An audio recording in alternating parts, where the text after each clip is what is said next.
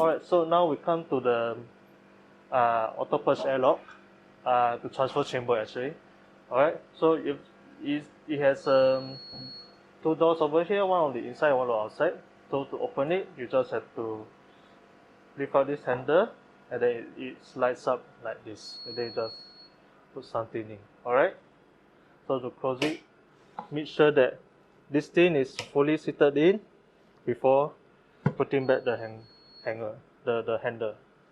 Alright, okay, so this is closed. So first thing you have to switch on the airlock, which is this button over here.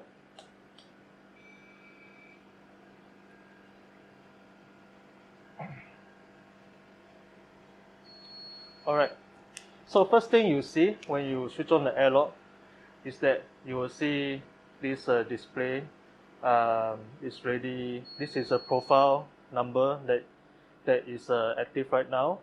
Later I will touch on the profiles. Alright, so this is the vacuum level in the chamber, in the transfer chamber. Okay, so one thing you see is that it doesn't tell you that it's anaerobic. So our recommendation to users is actually that whenever you switch on the airlock, one thing you should do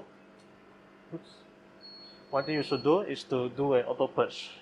Later I'll show you how. Alright, so as you can see, you have a P1, which is profile 1, and you actually, there's a up down button here. On this menu, it lets you choose the profile number. Alright, so you have 9 profiles to choose from.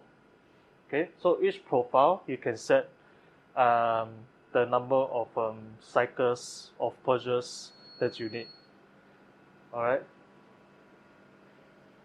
so to set the profile, you just have to press on this menu, and then you press on up button, and then you choose which profile you want to edit by the up down button, and then let's say you want to edit profile 2, and then you just go to profile 2 and tap on start. Enter. Alright, so the first one it says is enter the number of gas mix cycles. Alright, so the typical cycle that the auto purge will go through is always purge gas first and then gas mix last. Okay, so normally gas mix we put 1. So let's say you want 1, you just press enter again. Purge gas cycles, as I have said, it will come first, and it depends on how much restrictions that your specimens, your experiment need. Like let's say if you need less O2 you need more O2 to be taken out, you will put more purge gas cycles, 4 or above. Alright, so we actually done some experiments in the past to determine the level of O2 in relation to how much purge gas cycles it is set. We actually came to a decent trade to have 4 purge gas cycles, okay, that were introduced less than 50 ppm into the chamber. Alright, so anything above 4 purge gas cycles, there will be less O2 getting in. Okay, so let's say for demonstration we will go back to 2 and we press enter. So the timeout for vacuum, you shouldn't be adjusting it. Let it stay at 45. This one also 45, and vacuum limit is also, you shouldn't be touching it. Alright, and then you just press enter and you are set for your profile P2. Okay, so to start you just have to press start over here and it just runs.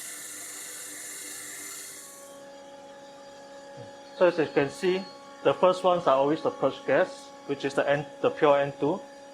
Okay, so the last one is always the gas mix cycle.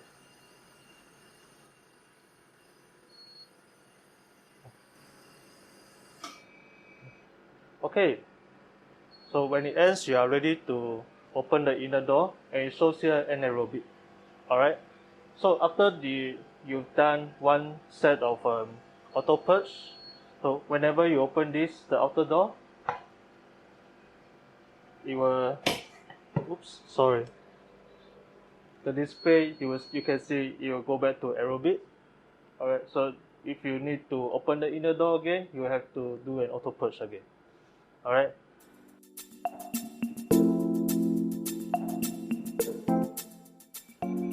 So sometimes maybe, let's say if the gas is has gone flat, or maybe something's just is happened at that time, and you may get a timeout error in either the vacuum stage or the the purge gas stage. All right.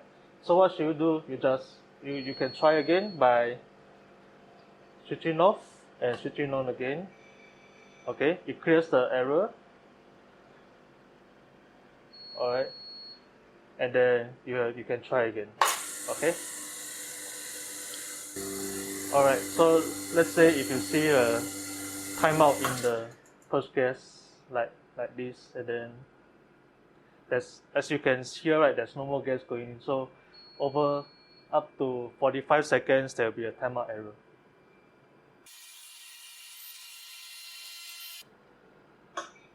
There, and then there's a timeout error for purge gas. Yeah.